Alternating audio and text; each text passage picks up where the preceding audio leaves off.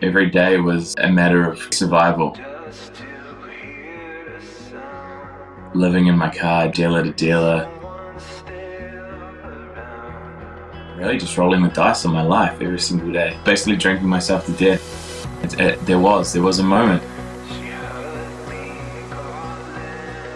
in rehab for the second time. Fucking single bed. These beds you only get in rehabilitation centers, man. Head in my hands. What the fuck has got to change? Can't live like this anymore. They had literally died numerous times. And that was the tipping point, bro. That was the precipice. That was my line in the sand moment.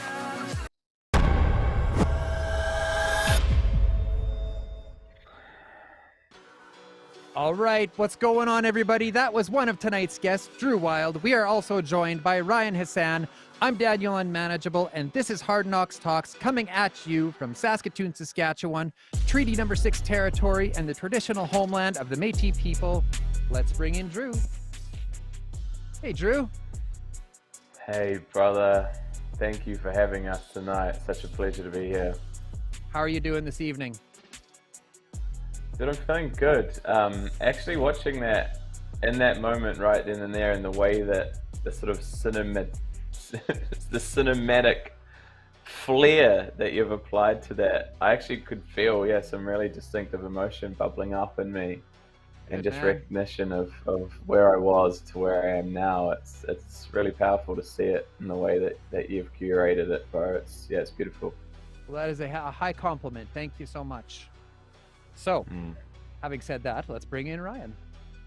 What's going on, buddy?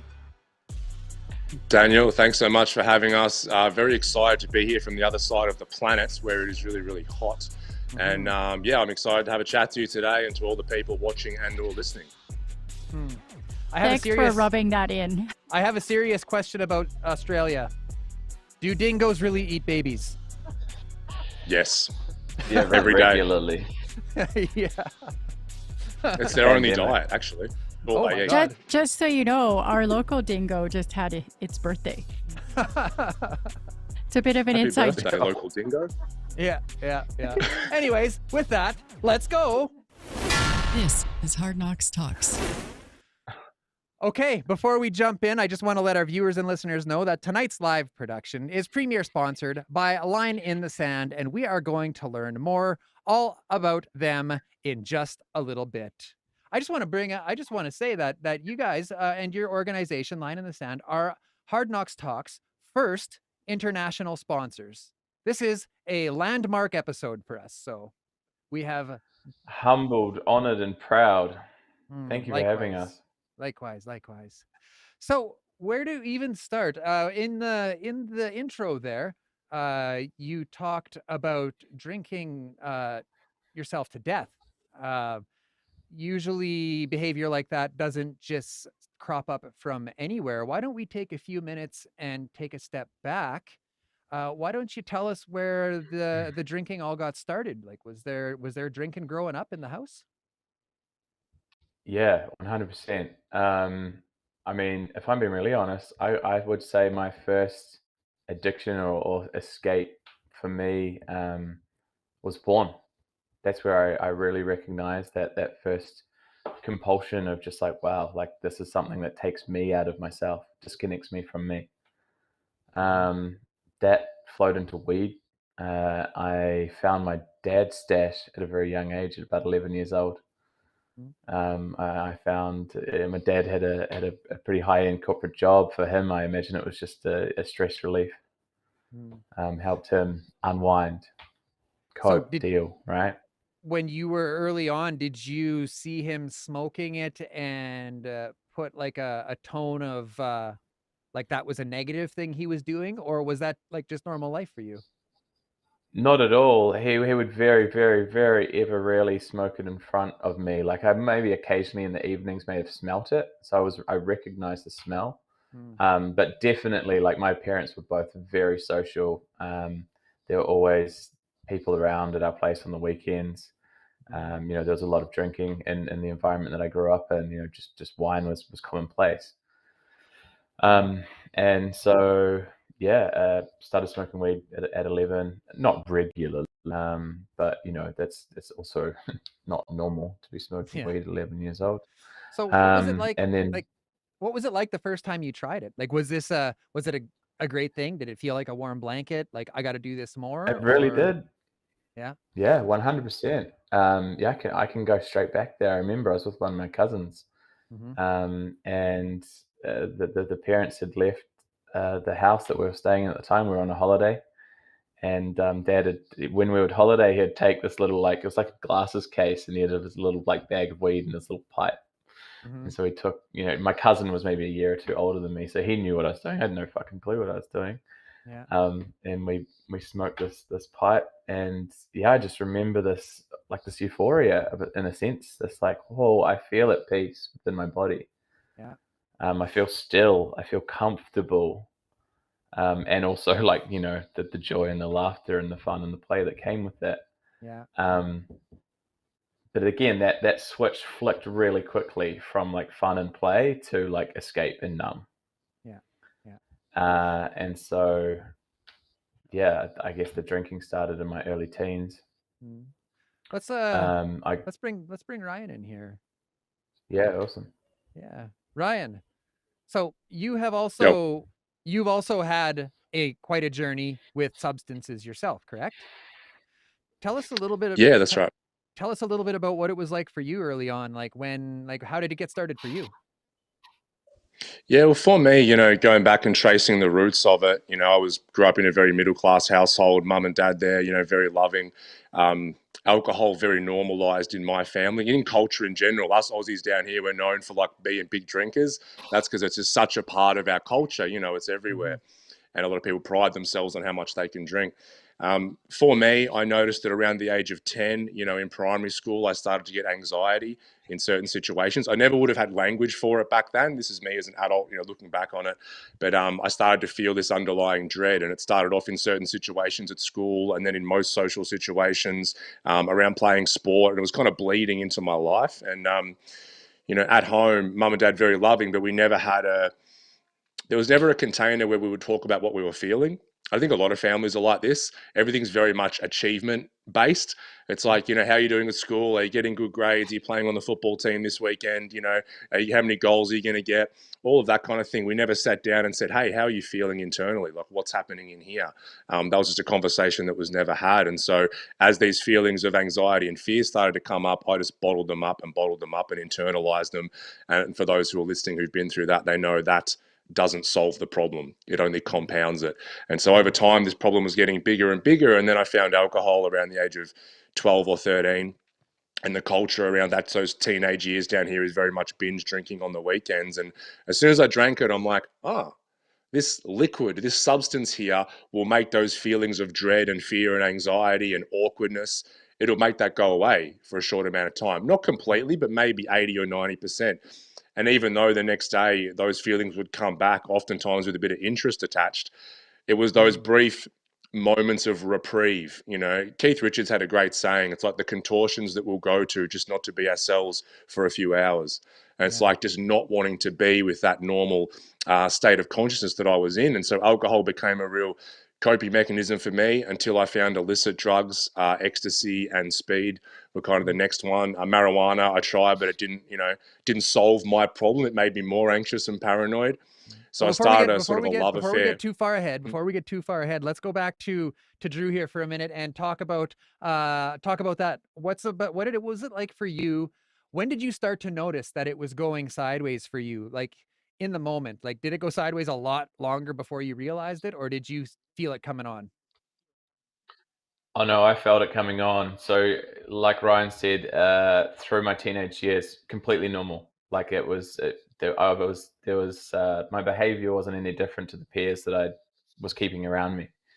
That party culture, that drinking culture, particularly orientated around sport. Rugby is massive. I grew up in New Zealand, so it was just sort of like locker room type culture. For me, I had a high school girlfriend, came back from a year overseas, and we broke up.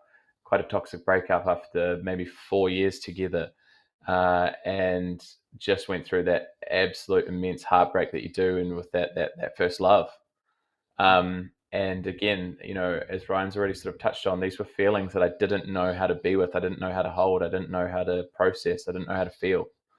And that's when I put my foot down on the accelerator. It was like, I'm gonna party through this. I'm gonna drink through this. I'm gonna drug through this, and I'm gonna, ultimately sleep with as many women as I possibly can to validate that sense of loss, and that I'm okay, and that I'm still loved. Because that was always my core wound, was that I'm not loved as I am. Mm-hmm. And that acceleration happened real quick, man. That was like 0 to 100 in probably the space of 12 months. Everybody around me knew that there was a problem. My drinking became extremely abnormal to everybody around me. And they were just waiting. They were just waiting for that. They were the ambulance at the bottom of the cliff, so to speak. Yeah. And so it was maybe 21, 22 years old was the first time I ended up in rehab. So what did your parents have to say? Like, is there anything that they could have said differently that may have steered you in a different direction? Nah, nothing. Mm-hmm. I unfortunately have to have, I have these conversations daily. I have, family members of, partners of reaching out to me every single day asking for advice. How can I help, my loved ones? And because I was in that position, I'm like, unfortunately, there's literally nothing you can do until they want it themselves. You can't, you can't want something for someone more than they want it for themselves. Mm-hmm. And I knew that it had to come from me. They knew that it had to come from me. They had actually reached out to friends of the family that had gone through similar experiences, Mm-hmm. and they had distinctly told them, like, hey, like, he's got to put his hand up, and he's got to be the one that asks for help. Mm. And so I can't even imagine what that must be like for a parent. Yeah. Ryan, can you relate to that? Yeah, absolutely. Yeah, like Drew, I speak to families of people going through addiction, on a daily basis and have for years. For me, I was extremely good at hiding it.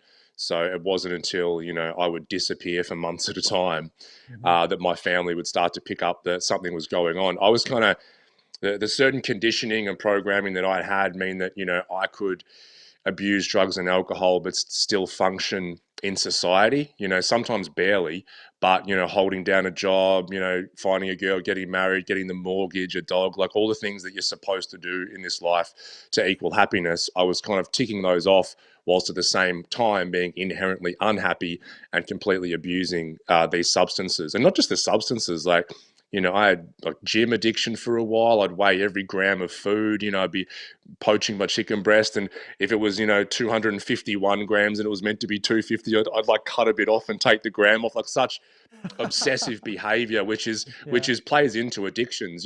People think that addiction's just drugs and alcohol, and we have a certain avatar in our mind of the addict, but my God, it touches all of us in some way more than we like to admit. Man, the first 2 years of my recovery, I was built like a god. Like I was, you know what I mean too.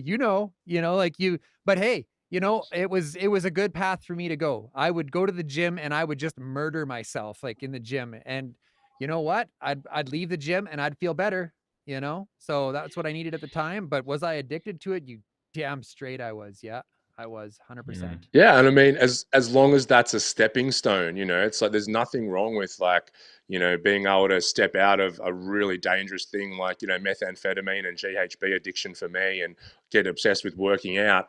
But I think as long as that's a stepping stone, because in the long run, as long as we're, working out or, achieving something in a career sense, and it's trying to make up for some sort of deficiency around us as a human being, we're still going to really have those addict kind of claws in us. So it's like there's nothing wrong, I think, with stepping into a better addiction. But ideally, when I work with a lot of clients, it's like, how can we free ourselves from the idea that we always have to fill up some void or some hole that we have deep within our heart?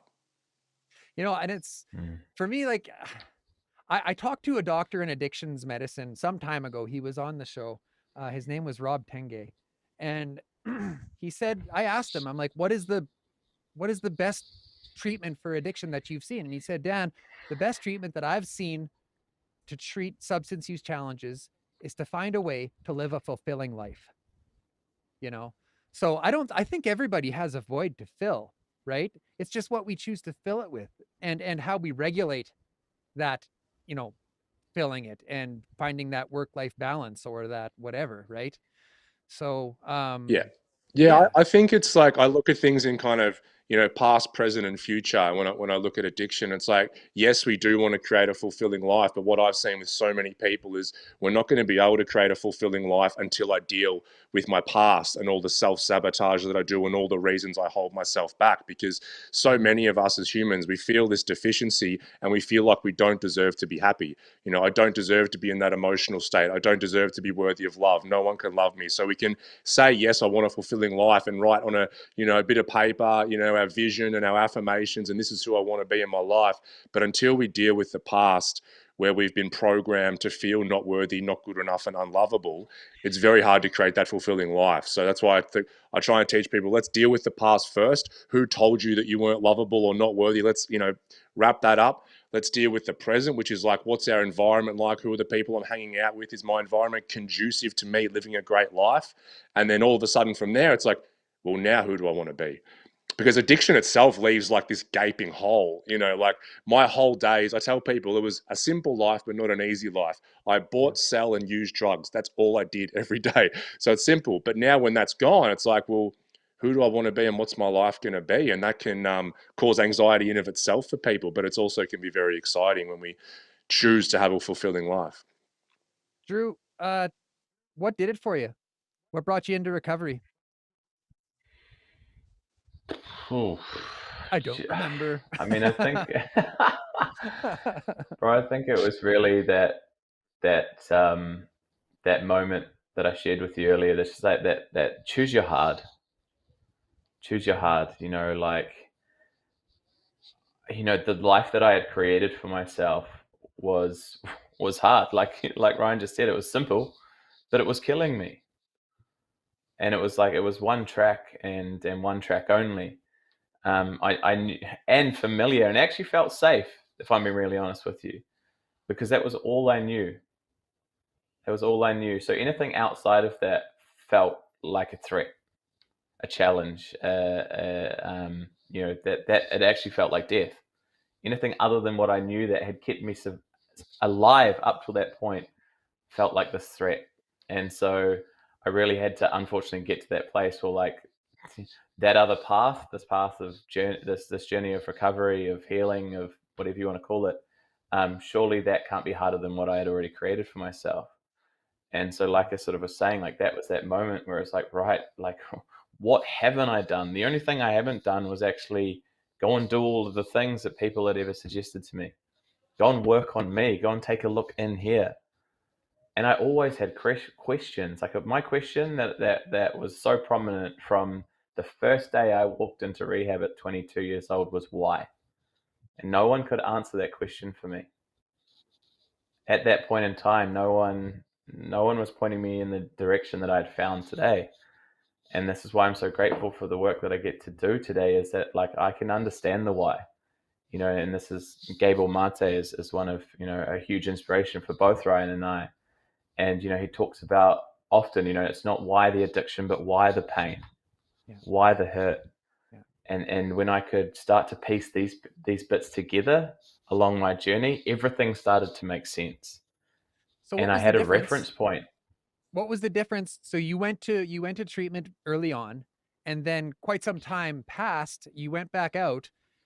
What was different the second time you went back? Like, what flipped the switch from why the addiction to why the pain? Like, do you remember the day? I was just done. Like, I don't have a clear answer for that. Mm-hmm. Something just within me, just that, like you just said, the switch flicked. Yeah. It's like, I'm done. I can't do this anymore. Like, I've got two choices: live or die. Mm-hmm. If I carry on the way I am and have been, I will die. You think rock bottom is a necessity? Live and thrive. You think rock bottom is a necessity? Do you think people can recover before they hit rock bottom? I think a form of a rock bottom is necessary. Does somebody have to get to the point that I did? Definitely not. Definitely not. Can I jump in about rock bottom? That point, definitely, please. Yeah, I think we have this idea of rock bottom as a singular moment in someone's life when, from what I've seen, look, I had about 3 dozen rock bottoms, and so many people I've spoken with will have them. And it's like, there's this moment where we're like, holy crap, I can't believe my life has become this unmanageable and all over the shop. That's an opportunity to wake up, to reach out, to have a willingness to engage with treatment, to be open to whatever that treatment is and dealing with your own bullshit to an extent. But if we don't get that wake up call, then we're going to have another rock bottom, maybe a couple of weeks, maybe a couple of months down the track, but we'll have another one. And that's another chance to wake up. If we don't get it, we'll have another one. And that's why people, and I had it myself so many times, I thought, oh my God, my life can't get any worse than this. And I didn't wake up and willing to engage. And then like a few weeks later, oh no, it's way worse now. Ta-da. And that would just keep happening. Yeah, surprise. Yeah. So what was it? 100%. Yeah, like that was just my last rock bottom. Like there would have been thousands before that. And what was yours, Ryan? What brought you into recovery?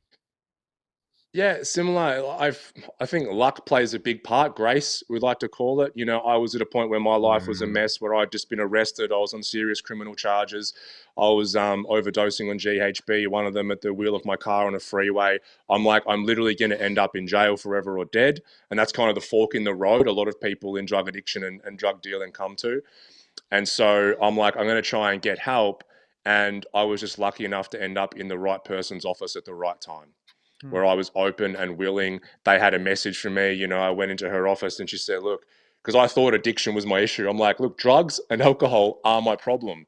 And she said, no, they're not. No, they're your solution. She said, she showed me a list of these emotions and said, you've spent 30 years not being able to feel or process guilt, shame, anger, fear, sadness, hurt, and you've just accumulated so much. It's like having a backpack that's so heavy, it just weighs you down. And all I wanted to do was feel good. I wanted to feel up. I wanted to feel joy, And so when I wasn't using drugs, all of those suppressed emotions that I hadn't dealt with throughout a lifetime would just be so active within my system that natural human instinct, I need to search externally, like what can make this feeling go away and make me feel good again. She goes, look, if we can deal with all those feelings and emotions that you've got riddled within your system, then the byproduct of that is you no longer need to escape from who you are as a sober human being, which means you don't need to reach for drugs, alcohol, gym, women, whatever it is. And for some reason, I just went, I can't argue with that. That seems exactly right with my situation. So I was open. And so, I delved into a lot of my past and the emotions that I hadn't dealt with. And, for me, it happened quite quickly. But, whether it happens quickly or it takes a long time, I think persistence is the key. It's like anything in life. If we persist at it long enough and we're dedicated to wanting a different life from ourselves, then we will do it eventually. Yeah. So Drew, tell us about your first year in recovery.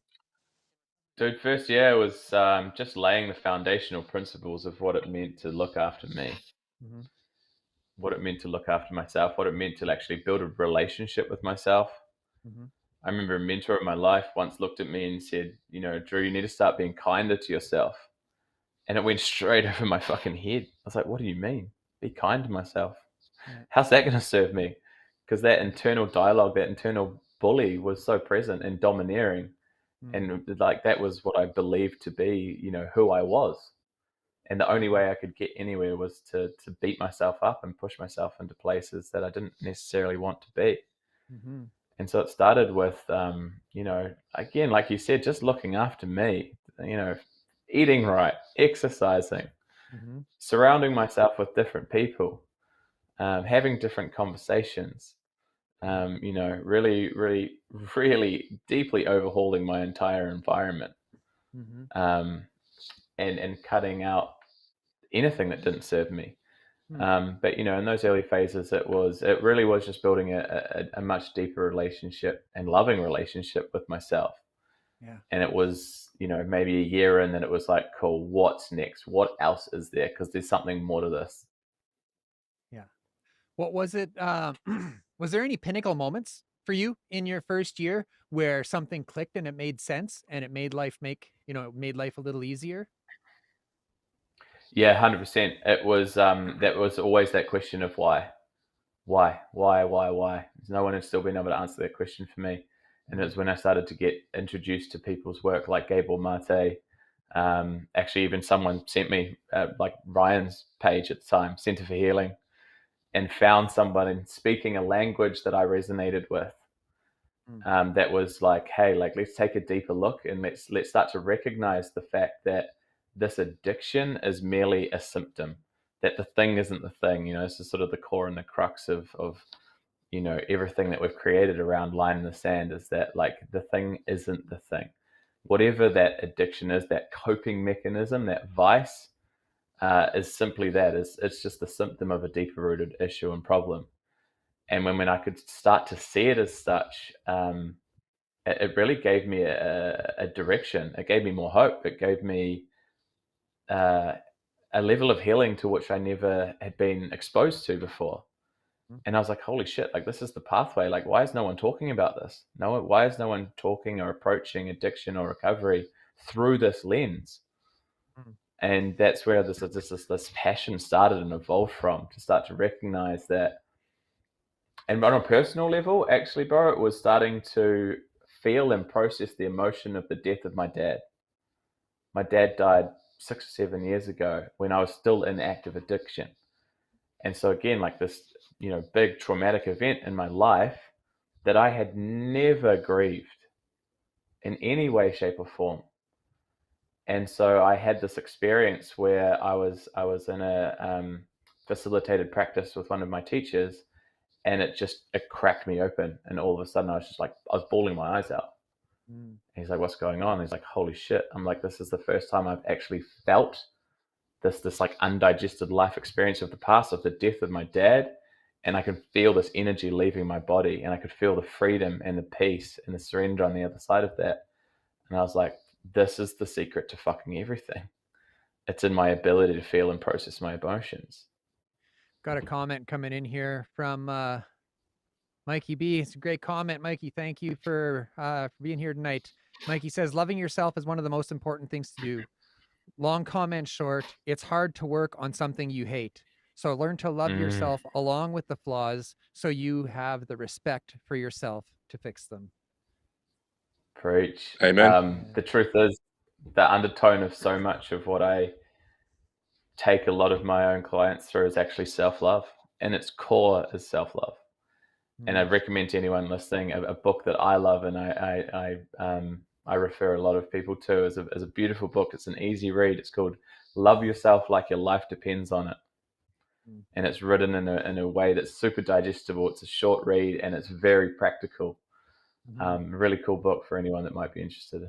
It's interesting that Mike said that, like that. You can't work on something you hate. And there's a saying, you know who Gary Vee is?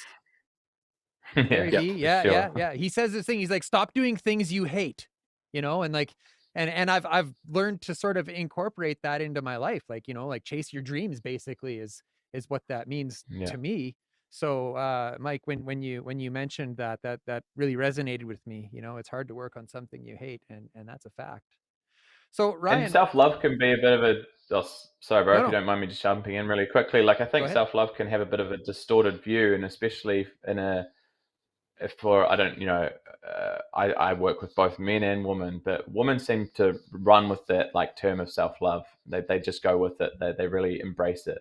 For men, it's like there can be a bit of resistance to this concept of loving oneself, and I think there's this framework or this ideology of like, it's just this fucking, it's bubble baths and pedicures, and like topical things, and chocolate cake, and of course, and at its crux, what I've learned and what I know to be true for myself is that like true self-love is actually like listening, deep listening and reverence and honoring of my truth, like connection to that internal guidance system that's always leading me in the right direction. And when I can listen and act from that place, and the action that I take from that place, like that's the self-care. And I always say, like, when we listen, that will almost always gives you what you need and never what you actually want. Donna wants to chime in here. I just wanted to add that, like, in terms of self-love, when I was early in recovery, I came across like a meditation. You guys might know the name Jason Stevenson. And he was talking about the importance, like how we extend compassion and empathy for others, but rarely do we extend that to ourselves. And, you know, Yeah. like we're often dealing with a lot of guilt, shame, this sort of a thing. And if we can turn that empathy and compassion towards ourselves, we're able to find that pathway to self-love a little bit easier. The lens of compassion is sort of at the, like, one of the cornerstones of what Ryan and I are trying to bring into this space. It's like when we can start to see, recognize, and acknowledge where and why these symptoms have turned up in our life, then we can hold such a deeper level of understanding and compassion and care for ourselves, rather than the default, which is that deeply embedded feeling of shame and guilt and remorse. You know, this reminds me of a reoccurring thought that I've had throughout my recovery, and I still have a really messy house, but I've often no, I shouldn't say that. I shouldn't say that. I should say the house would be really messy if it was up to me. But what it is like, why is it okay for me to have a messy house? But as soon as someone wants to come over, I'm embarrassed. Like, it's not okay for them to experience my messy house. I have to clean it for them. But for myself, you know what I mean? And maybe you guys can relate. Like, what do you have to say about that? Well, it's kind of like, who am I when no one's watching? You know, That's it's so right. funny that Yes. we have a cleaner, and when we first got our cleaner, myself and my partner started cleaning the house before the cleaner came over. I'm like, what the fuck are we doing here? That is totally something I would do. Yeah. Yeah. Yeah. It's really odd. So, just what you said, Donna, about the compassion thing. It's one thing I would take clients through is the metta prayer. It's a Buddhist prayer of compassion. You know, may all beings be free, may all beings awaken to the true light of their nature, and so on. And it was so interesting watching people. You'd start off with something really easy. So, you know, let's say it's your pet, your dog or something. So hold them in your mind's eye and prayer, and you kind of feel with compassion and love. It's really easy. And then you think of your partner or a really close friend, and then it was just really easy and they'd feel all nice. Then it's like, hold a picture of yourself or look in the mirror and say the metta prayer. And you would watch people squirm, not be able to physically look at themselves in the mirror, have to keep averting their eyes. And we're so conditioned to not be proud of ourselves, passionate towards ourselves, and it's like everybody else is okay to be happy and be free, but not me. And that's Ryan, what hang on people a with sec. Hang addiction on a struggle sec. with so much. Did someone in your house just start using the internet or something? Possibly. Because you went like really like like it's it's better now. Now that we've brought awareness to it, it's better. Your nerves It hurt. have Look at yeah, that. What a beautiful metaphor. As soon as we bring awareness to it, things yeah, shift. yeah, beautiful. Changes. Yeah. So, okay, how did you all meet? Like what brought you guys together? Someone sent me Ryan's Instagram. I don't know. It must have been at least a year before we even connected. I was doing a retreat with Gabor Mate at the time, an online retreat, and for whatever reason, it just so happened to coincide with our first. I think we just jumped on a Zoom. Hey, Ryan, and we spoke the same language, and we revived each other. But it wasn't for maybe a year after that, when I had my own practice up and running and was running a lot of group programs. I would bring in guest coaches, and I don't think it was until maybe my second to last version of my group program started as Better Than Your Bullshit and evolved into Line in the Sand. So that's like Line in the Sand 1.0. And so I invited Ryan and his business partner at the time, Matt, to come in as a guest speaker. And they just started just blowing everybody's mind. Matt and Ryan have a very incredible way to articulate what can be quite comprehensive and somewhat, I would say, difficult to digest some of the information sometimes, depending on how it's presented. Matt and Ryan articulate this so beautifully and easily. And I could see the light bulbs just going off on everybody on the call, everyone in this group's face. It was like, holy shit, who So are these dudes? And how long were you in recovery before you started helping other people? I'd say 3 or 4 years. And what did that look like for you? Yes. Like, how did you come to do that? Man, I was surrounded by a community of people doing things a little bit differently. I've surrounded by entrepreneurs, I was surrounded by coaches, I was surrounded by mentors, I was surrounded by people just already in that space. So I was really grateful to have a lot of people around me, like just already doing the thing. and I had a business at the time. It was sort of health and wellness orientated, but I had this yearning inside of me, this calling that was just like, I just call it the universe was like screaming at me, bro, like, this isn't your story. I'd told my story 100 times, but it was my health story. It was my weight loss journey story. I'd never actually told my journey of addiction, my experience of addiction. And it just started with one live, man. I had a mentor challenge me to share my story on a live. He's like, bro, you know what? You're actually robbing everybody of the opportunity to experience like what you've experienced and how you've come out the other side. For you to share this is going to change the lives of so many others. And it started with one live. And there might have been, dude, I was shitting myself. Absolutely shitting myself. There was, but like after it was probably, done, though, I found it. Oh, dude, like, did you kick the shit out of yourself? Like, oh, I wish I would have said this, or I wish I would have said that. Did you? Nah, I didn't actually. It was probably 12 minutes long, and there was probably 12 people that watched it, but it felt like the entire world had watched and witnessed me. Of course. And so it was actually the most liberating experience of my entire life. It was like, whoa, here I am, raw, honest, just in like, as vulnerable as I possibly could be at that moment in time. And it just snowballed. It was like, this is my purpose. This is what I'm here to do, share and change on this planet. And it's just skyrocketed from there, man. It's probably been another 4 years since.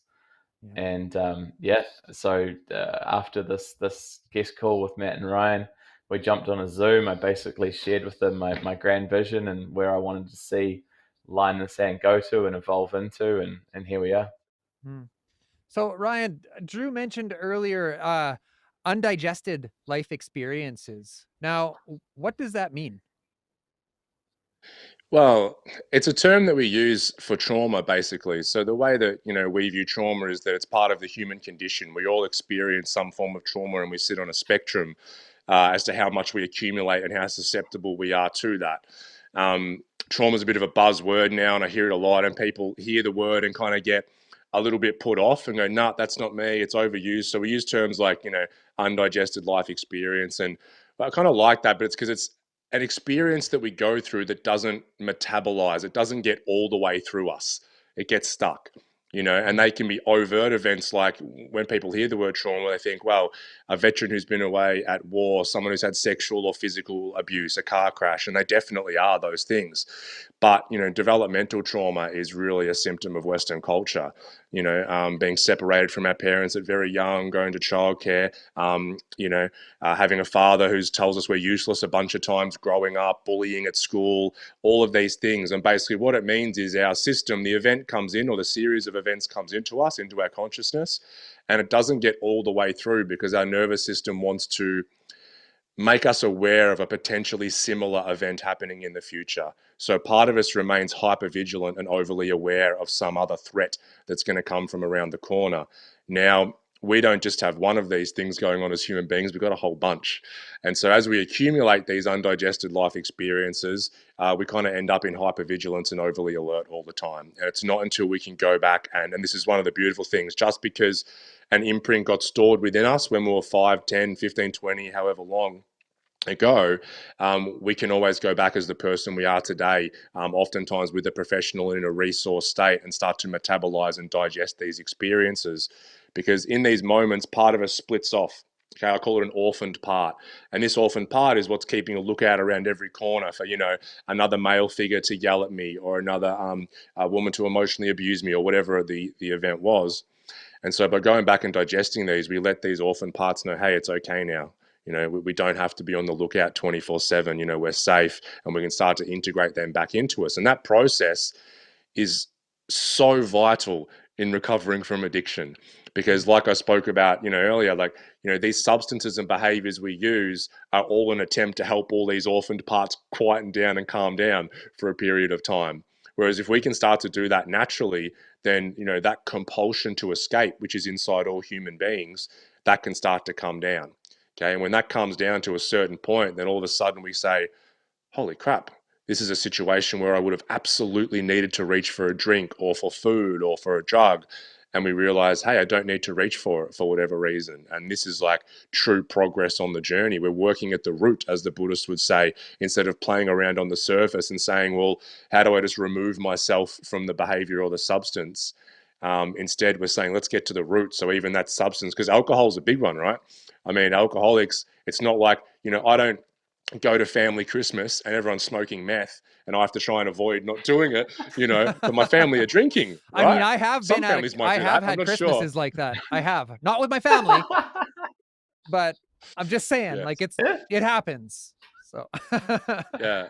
And so things like that, alcohol, I've worked with so many people over the years who have a really bad relationship with food, and so eating disorders, it's massive in the world at the minute. And so we can't stay away from food or shelter ourselves from alcohol. So when we work at the root, we can live a life where these things can be around. It's okay for them to be around and for other people to use them in certain ways. But me as an individual, I don't need to have that bad relationship with that substance, because that's what it all comes down to. There's nothing wrong with heroin or meth or alcohol or food. There's nothing inherently wrong with these inanimate objects, but our dysfunctional relationship with it is where the issue comes in. 80 to 90% of people who start using a drug or alcohol won't become addicted or dependent. It's those 10 or 20% that do. Those are the ones that are susceptible. So there's nothing inherently wrong with the substance. So a lot of the work that me and Drew do is like, let's understand why. Makes me remember this one lady who came into our center once, and she'd been in the system dealing with addiction and alcoholism for over 20 years. And after a 15-minute chat, she started like bawling her eyes out. And I'm like, is everything okay? And she goes, over 20 years of speaking to hundreds of different people in treatment, no one's ever asked me why. And I'm like, fucking hell, what an indictment on the way that we view addiction and treat it as a society, that no one's asking, hey, why is it that you need to escape so much? Mm-hmm. So, Drew, what are some strategies? So, say you have a client come in, and they want to work through some trauma, and they have, as you say, a lot of undigested emotions, undigested experiences. What are some strategies that you use to sort of like crack that shell and to help them start seeing things a little differently? Yeah, I mean, it's a process, and I think we've got to lay the foundational principles first and foremost, which really just starts with ultimately safety and nervous system regulation. So creating a sense of safety in the self first, and learning and implementing these tools that help us just cope with life on a day-to-day basis. Let's start there before we start really, tipping over the big rocks and looking underneath those. So just foundational principles and practices that really help us learn to regulate our own nervous system. And, that can be as simple as, a basic morning routine. Make your bed. There's all sorts of different, make your bed. There's all sorts of different sort of nervous system regulation type techniques. Just a beautiful example that was coming through when Ryan was sharing what he was sharing. Like a client literally just messaged me this morning and she said, hey, like I was freaking out last night. Two dudes were tried to jump over my fence, and she still had no idea why, and doesn't know why they were trying to ultimately get into her property. But she went into ultimate survival response, as we do. If you've got two strange men trying to jump over your fence, she's a single mum, she lives with two kids, she went into protector and survival response. And she recognized really quickly, hey, like I'm in a survival response and I want to downregulate the nervous system. What do I know that I can do to implement that? And so she went through a really simple practice. She used this language, right? I wanted to close the loop. This is the loop that Ryan's talking about. Wanted to close the loop. So survival response. She saw that, recognized that, wanted to close the loop. A simple practice that I love, Ryan laughs, that I talk about all the time, is literally just hanging your legs up over a chair or the edge of your bed at a right angle. Fastest way to move your body from a sympathetic state into a parasympathetic state. So from fight and flight So into hang on rest a and sec. digest. Oh, you just explained it. I was going to say, can you explain those terms? And then you went and did it. Yeah. So fight and flight into rest and digest. And then she we've got a meditation that we create. It's just called resourcing. And so resourcing is just about finding that safe space in the body, that place of safety, that resource within ourselves. And that's different for everybody. Some people can connect to the sensation. Some people would connect to maybe a memory, or it could be just completely imagined space. But with a combination of those two practices, all of a sudden she came back and messaged me and was like, hey, I feel amazing. Like, I'm really good. I can be present to what happened, but I'm not caught up in what happened because I processed the emotional response of what happened. And so that's just an example of like arming yourself with the tools in the toolbox to respond differently to how life may present itself. Life is always going to fucking life. Life throws curveballs. Life is gonna Shit life. happens. Exactly. Life Life's is gonna gonna life, life. man. That's a meme The right there, t-shirt. brother. Life is going to keep lifing, but it's how we, ultimately respond over react. And that's that overriding those survival responses. And that if we don't have other tools in the toolbox, that survival response will win 999 times out of 1,000. Ryan. And then we create new neurological pathways. Sorry, Daniel, but what we No. do in that instance, it's so important because it's like with these, what we're doing is we're trying to create awareness around our behaviors and the way that we react in the world. And so they're mostly automatic for most people struggling with addiction. And the first step, you can't change anything you're not aware of. So you become aware of, every time I feel any element of stress in my system, I reach. And then everyone's vice is different, right? Food, gambling, alcohol, Valium, whatever it is. And so then every time that, like Drew's client did, I'm sure the natural reaction is to reach for something or someone to try and make those survival response feelings go away.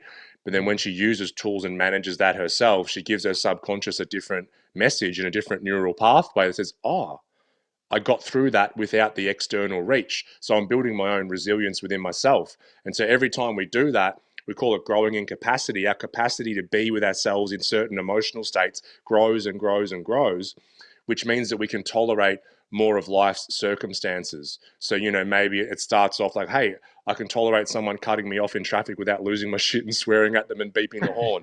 Now I can deal, but I can't deal with an argument with my spouse.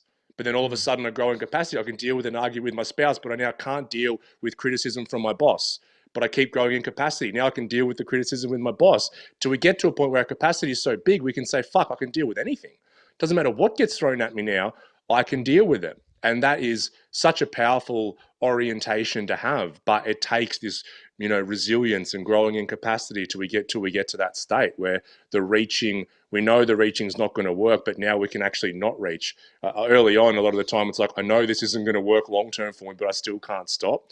But like Drew's client did, she's built that bit of capacity within herself that is going to only strengthen if she continues that over time. Just want to take a quick break here and let tonight's viewers and listeners know that tonight's live production is also brought to you in part by Prairie Harm Reduction in Saskatoon, Saskatchewan, Naranon groups of Regina, Saskatoon, Swift Current, and Moose Jaw. To learn more about all our sponsors, check out www.hardknockstalks.com. While you're there, pick up a t-shirt because they're amazing. So you guys are developing a virtual program, correct? With Line in the Sand? Yeah. Tell us about that and tell us how are you going to manage, like, is there going to be anything that's inherently different about your online approach than there would be through your in-person approach? Yeah. Drew, I'll get you to explain the program a bit, but I saw heard one of your sponsors is harm reduction, and it just triggered a memory for me. And I'm a massive proponent of harm reduction. And I think that we should be having more mature conversations about this, because down here in Australia, I don't know what it's like up there, but so many people down here who claim to be sensible and logical, as soon as you talk about harm minimization, they get very illogical and nonsensical, because we're not mature enough to have these conversations. I remember not long after I started my centre, because I was in the major newspaper down here in Melbourne, and I was getting some calls from the other states, on advice. And up in Sydney, they had a big GHB, a batch of it coming out. That there's different chemical derivatives, but they're having a big problem with it, basically. And so a reporter from their main paper called me and said, what advice do you have? Because, I was very educated on GHB. And I spent about 25 minutes talking to them about exactly what the different chemicals are, how people can not overdose on it by knowing this particular batch, how long they should, all this stuff around harm minimization. Yeah. And then the paper came out a week later. They had nothing in there from me, and they had the police constable saying, if you have GHB, flush it down the toilet. And I'm like, for God's sake, do you think people are going to just flush their drugs around the like toilet because they read about... The dumbest thing you can say to a person who's using drugs is don't do drugs. I mean, there's been many studies done on drug education in schools, and when we use these fear tactics of don't do drugs, they'll fry your brain, it has either no effect or a slightly inverse effect of what it's trying to have, which means people are more likely to do drugs. It's like, how long do we have to have this approach to realize it's crazy? It didn't help. It didn't stop me at all. Like, I couldn't wait. I could not wait. I was like, oh, this must be great. They're warning me about it. It's so good, it's illegal. Well, what happens though, you get told all these things about how bad they are, and they'll do this to you and do that to you. And so you have that information in the back of your mind. And then I remember going out and taking my first ecstasy tablet. And as soon as I took it, I'm like, oh, that was all full of shit, that drug education. That was absolute rubbish. This is literally the best. Yeah. But what even else though, can I try? let's say 70% of their information was actually good and it was about harm reduction, I've thrown that out too, because the other fear stuff has led me to believe that it's all bullshit. So I think we should be having more mature conversations, especially with our children, around drugs. But that's my little rant on that. Drew, talk about our program. Yes. Yeah. We'll just go all to Drew now. There.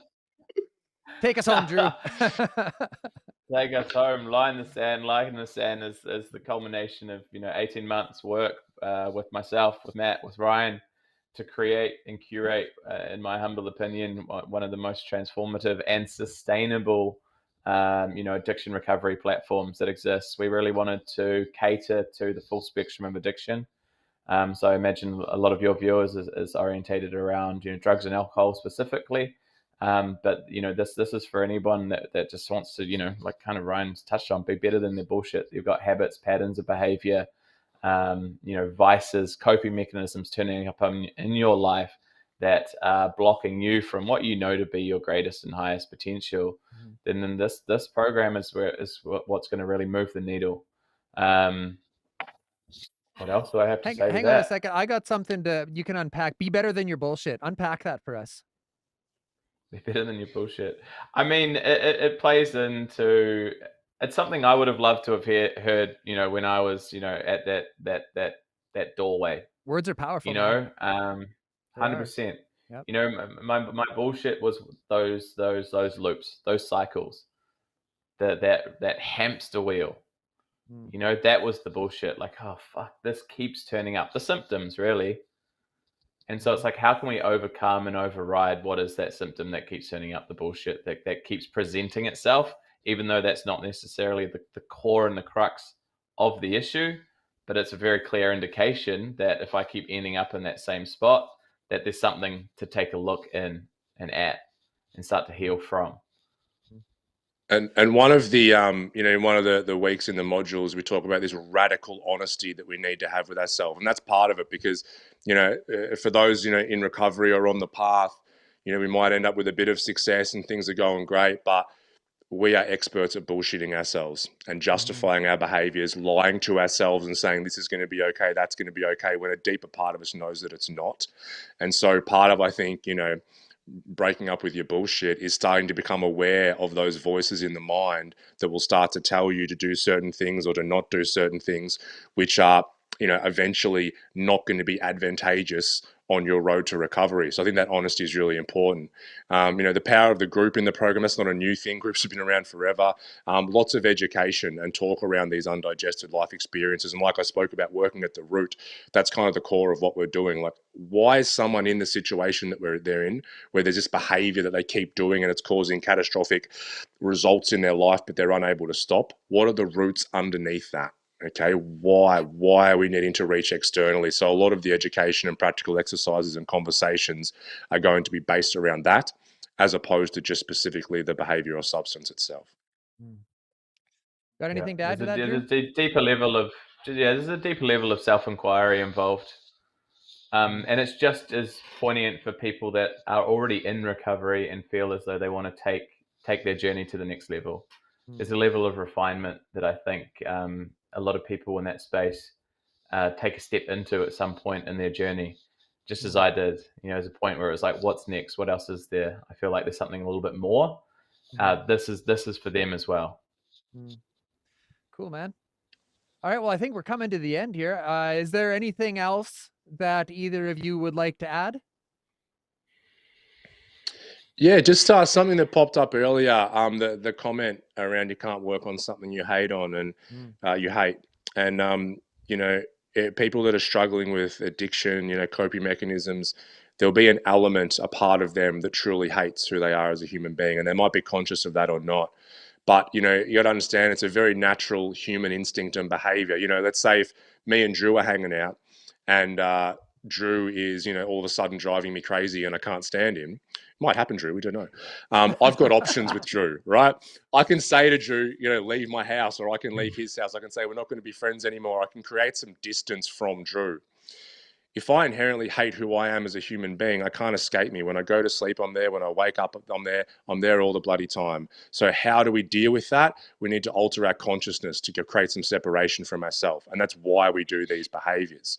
So when we can start to create a self that we are not hating and trying to escape from, then we can be free. And the idea that we would hate ourselves, I don't believe any human being is inherently hateable or shouldn't be loved, but we pick up these ideas at some point. Somebody told us, somebody made us feel that way, and we took that on and made it an identity around who we are. As soon as we can break that, then we can truly love and accept ourselves, and we can be free. Cool. Okay, Drew, you got anything to add? Cool.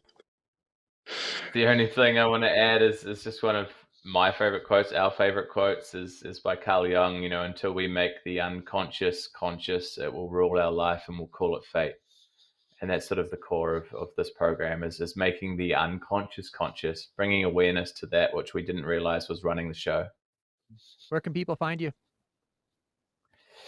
Best place to find us is our website, litrecovery.com, and or our social media online presence at the moment is my own Instagram, which is just at Drew_Wild. Feel free to reach out to me. There's contact links through our website. Feel free to email us if needed, or feel free to anyone to slide into my DMs on Instagram. You're more than welcome. I'm very active in there as well. Slide into my Slide in there. But not in a creepy Slide way. on in. Not in a creepy way. Well, maybe a little bit. No, but genuinely, we both really fucking care. That's at the core of what we're doing. We really care. We really do care, and I feel as though that's why I've really partnered with Matt and Ryan. We really give a shit, and we go above and beyond to help and accommodate as many people as we possibly can. Awesome. All right, guys. Thanks so much for joining us tonight, sharing your journeys with us, laying some wisdom down us, and thank you for the work that you're trying to send out into the world. That's it for now, though. Take care, guys. Thank you so much, Daniel. Thank you. Thanks for having us on. All right, if you're getting something out of what we're doing here, you can find all our audios on Apple Podcasts, Spotify, Google Podcasts, or wherever you listen to podcasts, or live and interactive right here on Facebook, YouTube, or Twitch TV. Thanks for watching. Take care. Say, this is Hard Knocks Talks. All right, here comes the wheel. Let's see. Did we get all the names? Okay, tonight we are giving away 2 self-help books by my personal friend, the prolific Alan Kaler. Let's see what we've got. Who's gonna win? Oh, and it's Joel is the winner. He was just texting me the other day. That's amazing. Joel from Regina. We will be reaching out to you, and we will be sending you these books that will change your life. We cannot promise that, but we hope. Okay, guys, thanks so much for joining us tonight. We will see you again.